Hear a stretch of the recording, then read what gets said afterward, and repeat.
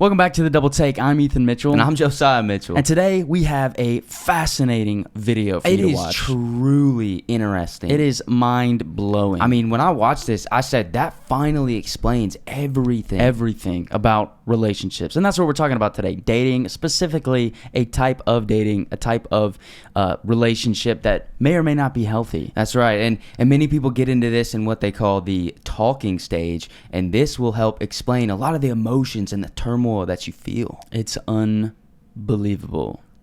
So let's get right into it, huh?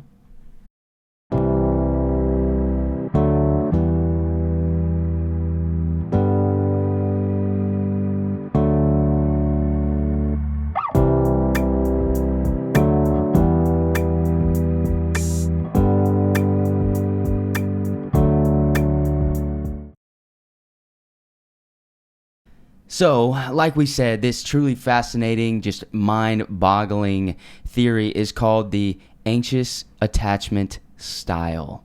Ooh, I know, it sounds insane. So, rather than us explaining it, because it would be so difficult to do, let's just let this young lady explain it for us. Anxious attachment style is when you tend to have separation anxiety. If they're not texting you back right away, you can do what's called protest behavior, where you're like, oh, well, now I'm not going to reply. They tend to play games. They're always feeling like they're not loved enough. They're not liked enough. I'm like, this sounds familiar. Yeah. Wow. Like we said, shocking. Unbelievable. Revealing. So good. Not really. That's called being petty. Yeah, that's called being petty. Number one, she says anxious attachment style. That's just repackaging an old, everybody knows about theme called being petty. Being petty and being clingy. Being petty and clingy. Super clingy. All right. I mean, petty, the protest behavior. What? Yeah, that's petty. Oh, it's protest behavior. No, it's some psychological jargon made to have you like, what? What is that? It's meant to like blow your mind, but it's not. Well, I mean, it does sound better saying, I just have anxious attachment style than saying I'm really clingy and then I'm really petty. Yeah. You know? I tend to practice protest behavior when things don't go my way. Wow. Wow, okay. You're one of those protesters. That's real, yeah. Everybody wants to be a protester. I protest with my behavior. When really it's just, I'm super petty. And a little side of clingy. Yeah, so it's literally just repackaging these phrases that nobody likes in order to make them sound more professional and not as bad. That's right. And what is being clingy? Well, being clingy is, number one, it's unhealthy. Being clingy is whenever you cannot function without your partner or your friend or your person that you're in a relationship with. You cannot function unless they're there. That's right. And it kind of looks something like this. All right, babe, well, I'm going to go hang out with the boys. Well, why? Where are you going? We're just going to get some pizza. Why? Because I haven't seen them in a very long time. But we've only been together for 11 hours today. I just really need to get out of the house. Where are you going? No. I'm just, please. No, call them. You're staying with me. You're staying with me. And then you call them and, hey, fellas, I'm not going to be able to make it. Tell them you're busy with me. I'm busy with my baby. Tell them you love me.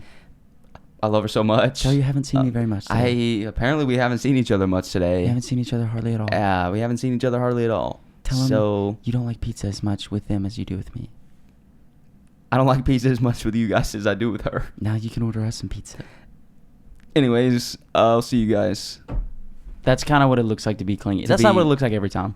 No, yeah, that's a little bit psycho. Little exaggerated. But there are legit relationships like that where people are just clingy, and we're not talking to those who have had past trauma, traumatic experiences, such as a parent that's like, all right, I'm gonna go to work, I'll be back later, and then say they get in a car wreck and they don't make it back home that night, and so then later on in life, a few years later, when your second parent's like, yeah, I'm gonna go to work, I'll be back later, and then while they're gone, you're just freaking out and you're having panic attacks because of the past trauma that you had. We're not speaking to situations like that. Definitely not. We're speaking to those who are in a relationship or in that talking phase, and they're just petty. They're just being petty. They talk about protest behavior, and it's, oh yeah, well you didn't text me back in 4 hours. Well, guess what? I'm gonna text you back in 5. You made me hurt a little bit. I'm gonna make you suffer. Yeah. It's like, and come on. And so what we really want to say is this anxious attachment style and this protest behavior, it's unhealthy, it's immature, and it's inherently self-centered. Right. It's unhealthy because it puts onto the relationship the burden you put onto your significant other, the burden of making you feel valuable, right? Of making you feel something safe and secure, all those things. And a human being, like, they can provide aspects of that. Like, as men, we're the protectors and the providers. So we want our girlfriends, our fiancés, and then our wives, not all three at the same time, right? Yeah. We're at different stages. We want those women in our lives to feel protected and provided for, as is appropriate, because you can't protect and provide for your girlfriend in the same way that you should your fiance and your wife, your wife especially your wife. But we're saying that it's unhealthy whenever you place the burden on that person to fulfill in you things that you think you lack. Right. And that's immature as well. As we mentioned, it's unhealthy, it's immature, and it's self-centered. Well, it's immature because it shows kind of a lack of a development of love and satisfaction. It shows that without this other person, I am incomplete, and therefore, my love and my own desires and myself are not mature enough to be at peace whenever I'm not with this person. Right. It shows that I am not able to stand on my own 2 feet without this person, and that shows a lack of maturity. Because what is maturity? Well, it's growing and changing and becoming better. And so, a child who's just learning to walk, they can't walk on their own. You got to hold their hands. And it's the same way with someone who needs to be fulfilled by their partner holding them always in the relationship. So that just shows a lack of immaturity. Right. But there's one thing we do want to talk about. It is a great thing to love the person that you're with. That's right. That's wonderful. It's a great thing. Like, we definitely do not want to discourage you actually loving somebody and loving to be with them. I think it is a great thing. We definitely want to encourage that. Right. But what we want to discourage is the fact that when they're gone, you cannot function. And that's what we talk about when we say it's self-centered, this anxious attachment style, because you find your satisfaction in who you are with that person, and you cannot be without them because you feel like you're less than when they're gone. It's all about how this person, you might think you care about this person so much, but it's really kind of twisted, and like, I care about them because of the way I feel when they're with me. I care about how they think about me, and I care about all those things. Like, if they love me, I love myself. And when they're here and they're not loving me, I don't love myself. That's selfish. That's really sad. We want to discourage that, not because you're stupid, don't feel that way, because that is a genuine thing. It is genuine. It's a genuine, honestly, insecurity. And we want to discourage that, not because we hate you for doing that. Not at all. But because it's sad and it's unhealthy. We want you to grow past that. That's right. That's right. And so how do we combat this anxious attachment style, as they say, or how do we combat being clingy and petty? Yeah. Well, number one, it's being confident in who you are as a person and being your own person. And we would ask this question is, where do you find your satisfaction? Do you find it in this other person, or do you find it in something else, something greater than yourself, such as God? Because if you do find your satisfaction in God, you will know that since He satisfies you, no one else can satisfy you. And so you will be content in the Father, and then you will be content in your relationship. Right. And we understand that sin entered the world because of the original sin between Adam and Eve. But when we think about the original broken relationship, and all the broken relationships that we see these days, we go back to Adam and Eve, who broke a relationship with God because they sinned against God. That's right. They chose sin instead of God. Right, and that relationship was broken, and so anxiety and the anxious attachment style, separation anxiety, entered into the world because it is fallen, because that wasn't originally part of the plan. Whenever God was walking with Adam and Eve, they were whole, they were perfect. They were all these things, and then they sinned against God. The relationship was broken. And so now, thousands and thousands of years later, and hundreds of generations later, we still deal with the anxiety of broken relationships. Because of that original broken relationship. Right. And so we want to say that whether or not you believe in the spiritual, it is a reality. It really is. Because everybody worships something, whether it's yourself, whether it's money, whether it's someone else, whether it's how other people make you feel. Everybody worships something, and you will not be satisfied in who you are unless you believe the truth about who God says you are. Because we're all made in the image of God, right? It's what's called the imago Dei, which is the Latin term for image of God. We're all made in the image of God because that's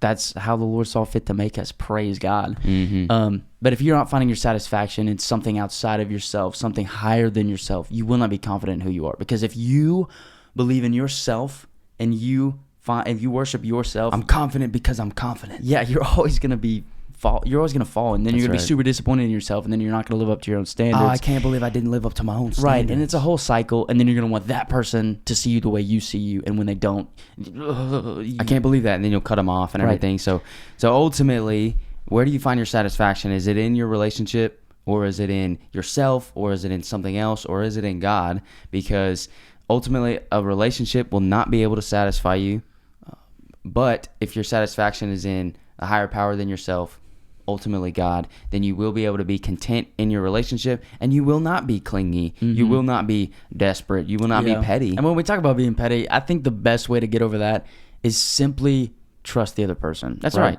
And just like mature past that stage of like, I want to inflict some things on them because they inflicted it on me. Just be mature about it. Just don't worry about it too. Often we get so in our heads about, oh yeah, well they thought this way, so I'm going to think this way. Just relax a little bit. I know that for us specifically, look, when we were young, there was a time when we did things that younger people do. Like somebody would text me, and I'd text them back immediately. They'd wait 3 hours. Yeah. Because they were probably busy. I don't know. And then I'd be like, well, I'm waiting 7 hours. Because that's a natural thing. Mm-hmm. But it's just not great. So mature past that. We're at the point now where like I'm trying to text back as fast as I can, but it's still going to be 4 hours. Like if they text me back right when I get a free moment, I'm like, I mean, what am I going to do? Just wait? No, I'm going to text them back in that free moment, even if it's immediately and they didn't text me for hours. Yeah. Just mature past that. Maturity is realizing that like it's just not that big of a deal. They probably were not sitting there on the other end trying to do the same thing to you that you're thinking about doing to them. Yeah. They might just be really busy.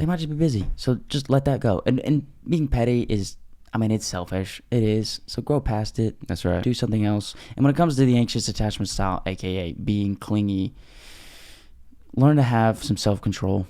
Learn to let them live their lives. That's right. And you learn to, love yourself. Be confident. Not in a way that like, I'm going to love myself. I'm going to worship myself. Love yourself. No, just learn to be confident and learn to be quiet your soul. People aren't confident in themselves because they have all these voices. Like, just relax. That's relax. Let them live their life while you're in a relationship. I'm not saying let them go do whatever they want all the time. Yeah, definitely not, because that might not be a good thing. Love to be with them when you're with them and miss them when they're gone, but not in such a way that they have to know like, I just want you there. I want you here. I'm not the same without you. I'm desperate for you. Yeah, just miss them when they're gone, but in a healthy way.